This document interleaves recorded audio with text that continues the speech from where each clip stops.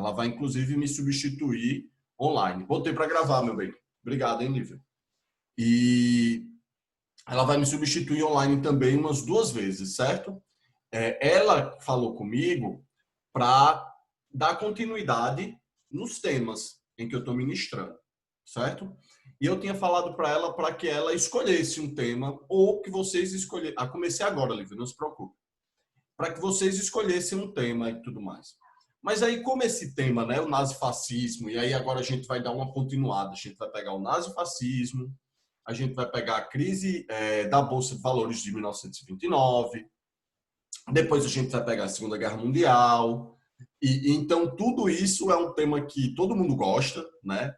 Vocês gostam de sangue, né? Vocês gostam de treta, guerra, tiro, porrada e bomba, então vai ter muito tiro, porrada e bomba a partir de agora. E aí eu acho que ela vai pegar essas temáticas com vocês, certo? Caso vocês queiram uma específica, que vocês sentirem alguma dificuldade, tanto comigo ou com o Egito, vocês falem que aí eu converso com ela antecipadamente para a gente ver como é que a gente vai fazer isso, ok? De antemão, a gente está nessa. Olha só, a gente acabou, no nosso último encontro, umas 2 semanas, falando da Revolução Russa, certo? Eu parei exatamente com vocês no momento em que o Stalin assume o poder lá da Revolução Russa. E a ascensão de Stalin, esse conflito que o Stalin vai ter com o Trotsky naquele período, ele vai marcar uma mudança, o que a gente chama de turning point, né? Que é a virada da chave da Revolução Russa, tanto dentro da própria União Soviética, quanto o que eles vão se preparar, o que eles vão passar para o mundo enquanto país, enquanto projeto, certo? Uma das principais tretas entre o Trotsky e o Stalin, que eu já falei para vocês, vou só repetir aqui, é no tocante à perspectiva de revolução em outros países, de que a revolução socialista se espalhasse para outros países. O Trotsky, ele tinha uma ideia muito clara de que a Rússia e de que a União Soviética ela não conseguiria manter-se enquanto estrutura, enquanto social, enquanto potência socialista, sem a cooperação e a participação de outros países nesse processo. Então, o Trotsky queria levar a Revolução Russa para os outros países, diferente do Stalin. O Stalin desejava permanecer, ele acreditava que tanto o modelo russo, o modelo soviético precisava se desenvolver mais, quanto ele também acreditava que o processo revolucionário em outros países criariam concorrentes para a Revolução Soviética e não apoiadores, né? E como vocês sabem que o Stalin venceu nessa disputa e a visão do Stalin imperou nisso, a gente vai ter uma parada, né? A gente não vai ter outros países fazendo esses processos e esse não apoio soviético a esses processos também vai ser um dos grandes contribuidores para a ascensão desse movimento nazifascista, certo? O que é que ocorre? Quando a gente está falando, pessoal, desses 2 regimes, do nazismo e do fascismo, a gente está falando sempre de regimes de extrema-direita, certo?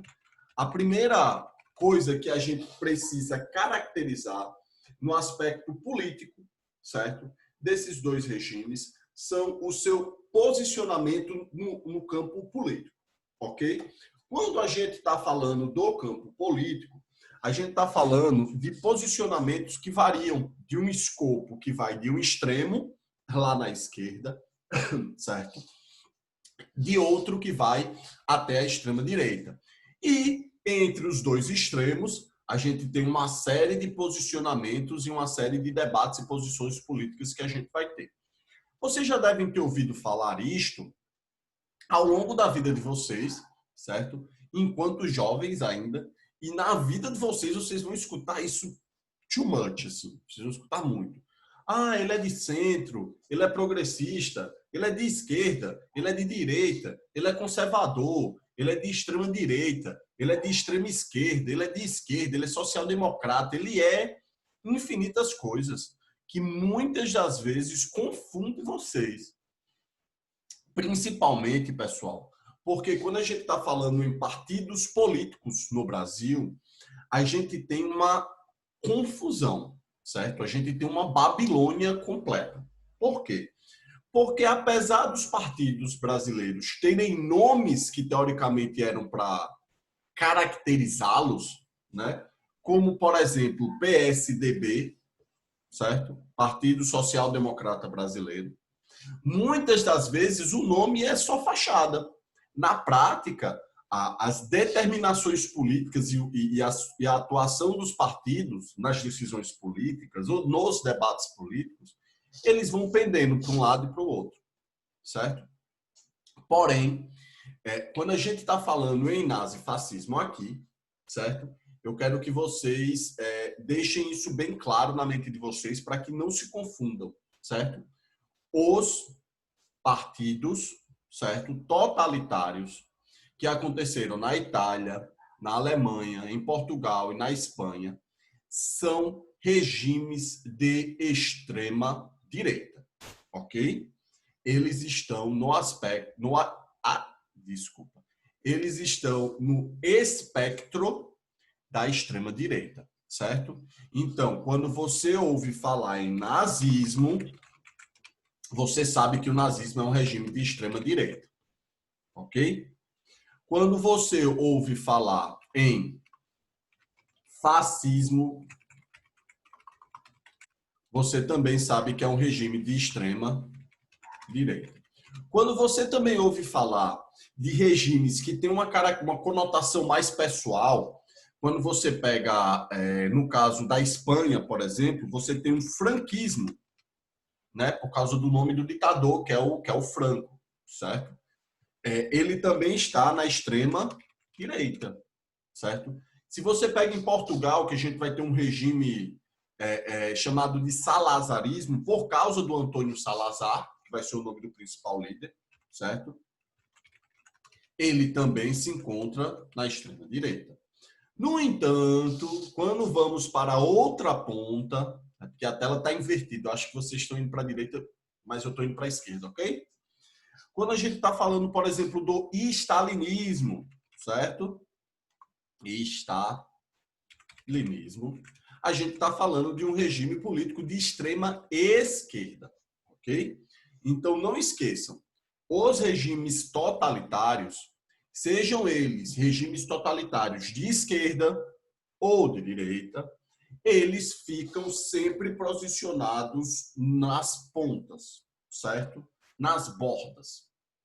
Qual é a confusão que a internet, que o senso comum e que essa galera aí que não estuda história fica falando? Eles ficam querendo posicionar, certo? O regime nazista e o regime fascista na extrema esquerda. Ele vai dizer, eles dizem, né? A partir de um senso comum e de uma ideia bem superficial das coisas, digamos assim, sem profundidade histórica, sem reflexão mesmo. A bandeira do regime nazista ela é vermelha. Vermelha é associado à esquerda. Logo, o nazismo é de extrema esquerda. O partido nazista é chamado de Partido Nacional Socialista. Então, por ter socialismo no meio, o socialista no meio, o nazismo é de extrema esquerda. Galera, vou repetir. Do mesmo jeito que rola no Brasil, em que a sigla do partido não significa absolutamente nada, do mesmo jeito a gente rola com o nome do Partido Nacional Socialista, certo? Como a gente sabe, como é que a gente vai se posicionar o nazismo, por exemplo, na extrema-direita? É só você pegar o livro do Hitler, certo? Vocês sabem que o Hitler vai ser o principal líder do nazismo nesse período, e ele vai lançar um livro no início dos anos 30 que mais ou menos posiciona e esclarece todos os percursos que o nazismo vai empreender, certo? E isso, ele estava preso quando fez esse livro, Zac. Você lembra do nome do livro? Em português significa Minha Luta. Em alemão significa Mein Kampf. Ok? teve uma treta enorme eu não sei se foi ano passado ou foi ano retrasado, não sei se foi em 2018, em 2019. Por quê? Porque vocês sabem que os livros, depois de um certo período de tempo, eles ficam abertos. Todo mundo pode imprimir, fazer o que quiser, lançar, pegar o livro e tudo mais. Você não precisa pagar royalties para o escritor ou coisas do tipo. E o livro do Hitler, né? Ele entrou nessa seara dos livros em que o copyright foi quebrado. E aí existiam algumas editoras alemãs que queriam, né, vou ganhar dinheiro vendendo esse livro. E pá. E a Alemanha bateu assim, ó, não vai rolar não, não vai rolar não. A gente está tendo aqui a ascensão, a gente está tendo de novo uma ascensão da extrema-direita aqui.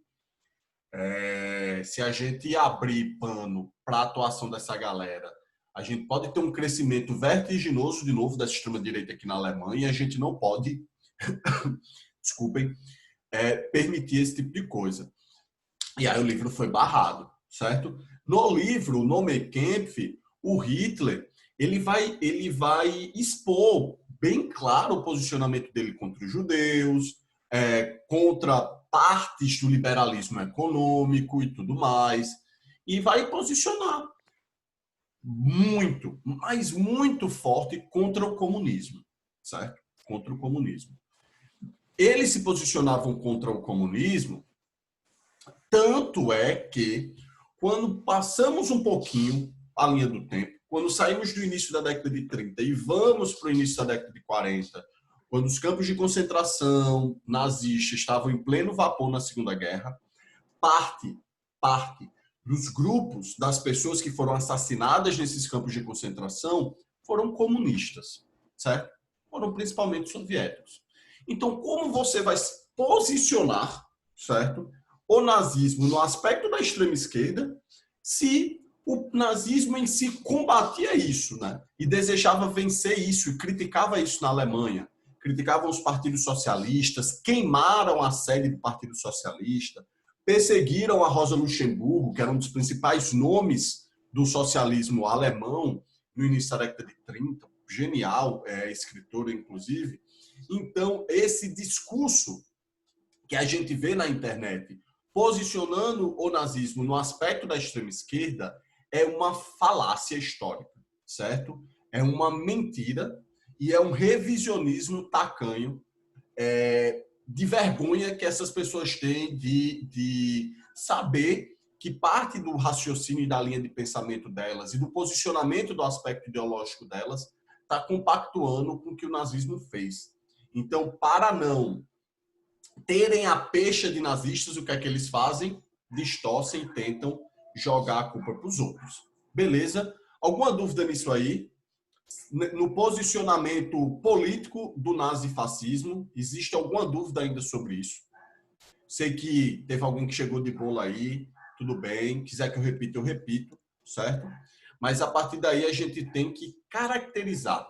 A gente já posicionou o nazifascismo no campo político onde ele atuou, no início da década de 30, e agora a gente vai dar essas características que aí tá, certo? Essas características básicas dos regimes totalitários, pessoal, ela vem de um livro, de uma filósofa, de uma autora absurdamente genial, absurdamente inteligente. Ela e eu tinha esse livro aqui que eu queria mostrar para vocês, mas eu acho que eu não estou com ele aqui. É uma autora, é uma filósofa, pessoal, alemã, judia, chamada Hannah Arendt, que eu acho que eu já devo ter falado demais dela para vocês, do tanto que eu gosto e já li o livro dela. E estava lendo um dia desses, certo? Mas eu não achei aqui. Vou escrever, o nome dela é esse, ó, Hannah Arendt. Obrigado, Thalia. O livro é As Origens do Totalitarismo. A Hannah Arendt, pessoal, ela era uma filósofa judia e ela vivia na Alemanha, certo? Na época da ascensão do regime fascista, na época da ascensão de Hitler ao poder, ela pegou a participação, né, os 30% que o nazismo fez na Câmara, ela aproveitou, ela viu a ascensão deles dentro da Reichstag, que é o nome do parlamento, como eles vão implodindo a República de Weimar e tudo mais, até a ascensão mesmo do Hitler ao poder e a perseguição aos judeus. E aí, quando os judeus começam a ser perseguidos, ela, como judia, tinha que ir embora, né? Ela perdeu a cadeira dela de professora na Universidade de Heidelberg, ela perdeu os bens e a posse dela, ela não podia mais escrever e tudo mais. Então, a única coisa que sobrou para Hannah Arendt foi fugir do país, né? Ela vai embora, vai morar nos Estados Unidos. Ela vira professora, se eu não me engano, na Universidade de Colômbia. E é quando ela vai lançar esse livro, As Origens do Totalitarismo, na qual ela vai destrinchar, certo? Os aspectos e as características dos regimes totalitários. E ela vai dizer, olha, gente, a gente tem aí, dentro do quadro dos regimes totalitários, né, a gente vai ter muitos e muitos partidos, a gente vai ter muitos grupos que vão pensar no totalitarismo, e é quando ela vai dizer, a gente tem tanto aspectos de regimes totalitários no aspecto da extrema-direita, como no espectro da extrema-esquerda. Então ela vai dizer, ó, se a gente pegar partidos e regimes políticos que possuam várias dessas características, então a gente vai ter aí um regime totalitário funcionando, certo?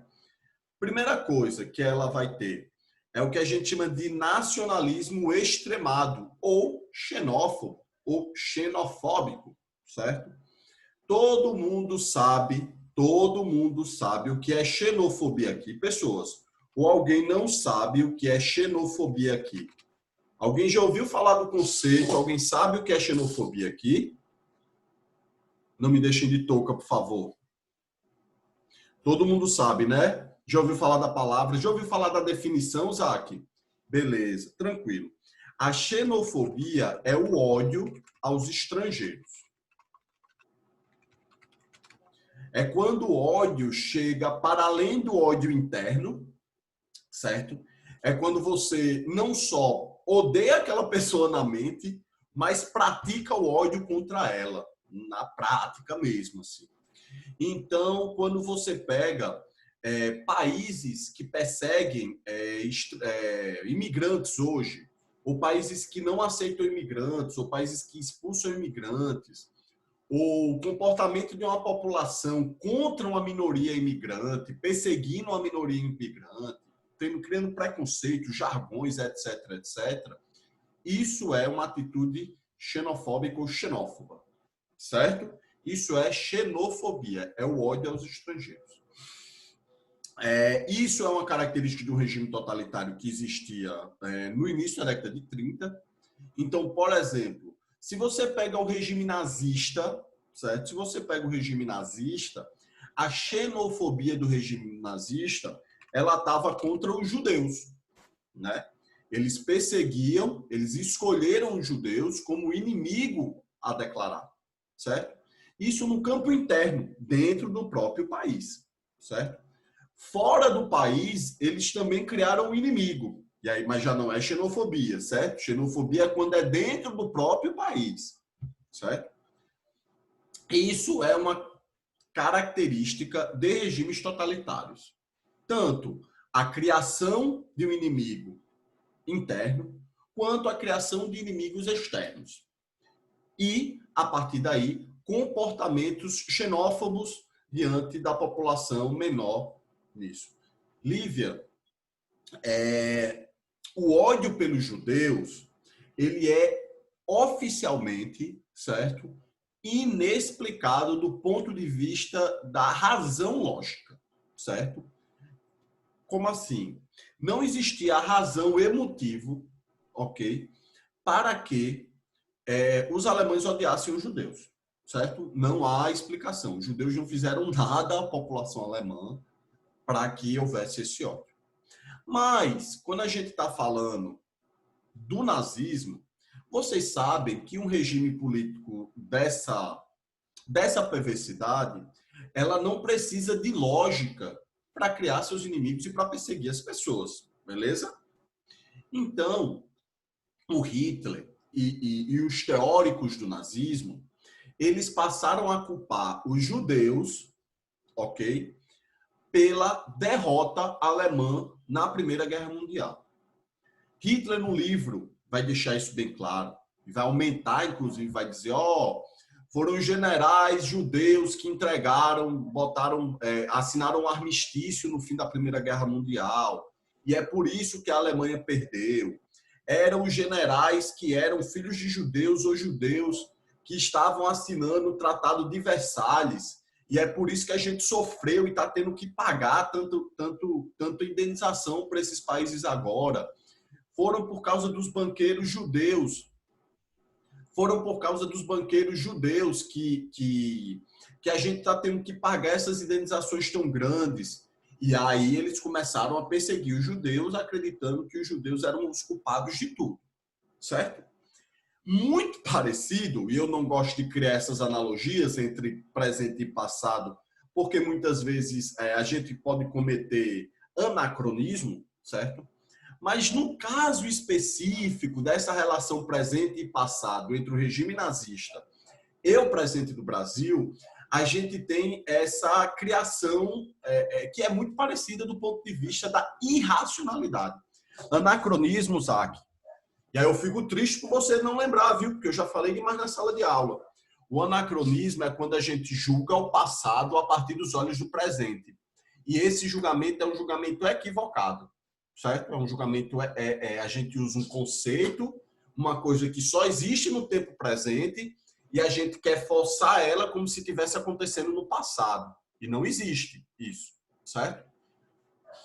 Mas, quando a gente compara o ódio irracional ao Partido dos Trabalhadores, o ódio irracional ao PT e a culpabilização de exatamente tudo de ruim que acontece no Brasil, né?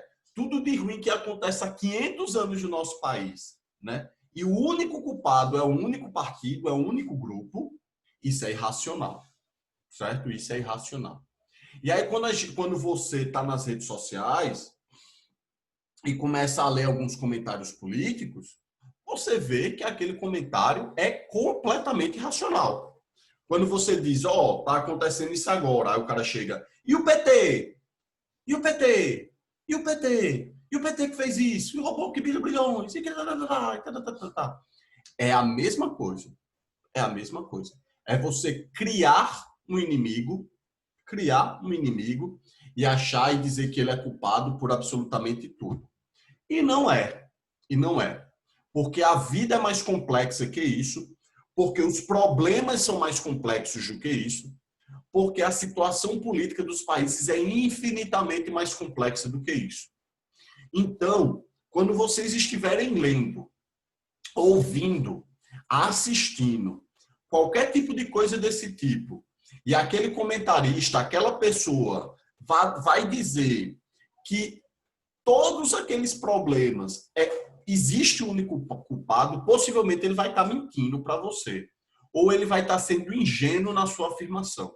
Porque vocês sabem que a vida e as coisas são bem mais complexas, certo? Do que uma única pessoa, um único culpado, um único partido, uma única situação, certo?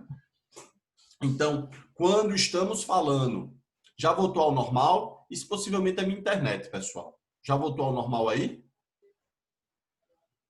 Já? Bom.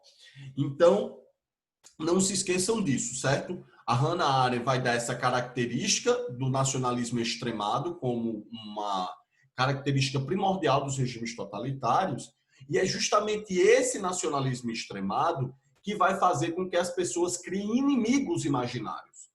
A gente vai ter, no caso do nazismo, os judeus dentro do país e os comunistas fora dos países. Vou dizer, Itália, ou vou dizer, Lívia, desculpa, vou dizer, meu bem. E no caso do Brasil, vocês sabem, né? A gente tem o PT como o grande inimigo a ser combatido nesse aspecto. A gente vai ter também, em muitos outros países, hoje, no tempo presente, características xenófobas muito fortes. Quando você pega na Hungria, a Hungria hoje é um país que também vive sob um regime de extrema-direita, do mesmo jeito que a gente tem hoje aqui com Bolsonaro, certo? Como a gente vai ter também com Duterte, que é lá na Tailândia e tudo mais. Lá na Hungria, a gente tem um presidente que é chamado Viktor Orbán. Já ouviram falar dele? Viktor Orbán. Nunca ouviram falar dele?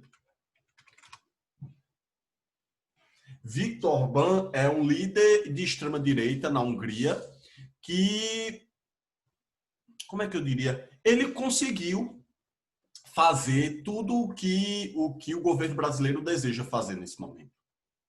Controlar as universidades, controlar os meios de comunicação, falsear dados do governo. Então, Viktor Orbán, certo? Se vocês não conhecem, eu sugiro que vocês dêem um Google depois dessa aula aí, só para conhecer um pouquinho, certo? Porque o que a gente tem hoje são muitos regimes parecidos com o brasileiro. A gente tem uma união muito parecida com o que aconteceu na década de 40, certo? E mesmo em países democráticos, a gente tem xenofobia também, certo, pessoal? Não se esqueçam disso. Vou repetir. A xenofobia é o ódio aos estrangeiros. E aí, a gente tem um totalitarismo, que é aquela ideia de que um partido, né, ou um grupo, ou um governo, vai controlar toda a vida da população, toda a vida da população. Nesse caso específico, pessoal, nesse caso específico, esses regimes ainda de hoje, né, do presente, ainda não conseguiram estabelecer isso, como o nazismo conseguiu, como o stalinismo conseguiu, como o fascismo de Mussolini conseguiu, ok? De controlar a vida da população e tudo mais. Então, por causa da internet e por causa de outros aspectos, os regimes de hoje não conseguem estabelecer esse totalitarismo, né? Essa situação de controle total mesmo e absoluto.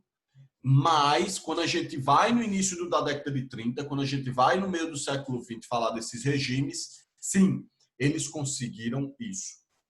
Para quem quer imaginar como é viver num regime totalitarista, eu indico, eu ia falar exatamente isso agora, Thalia.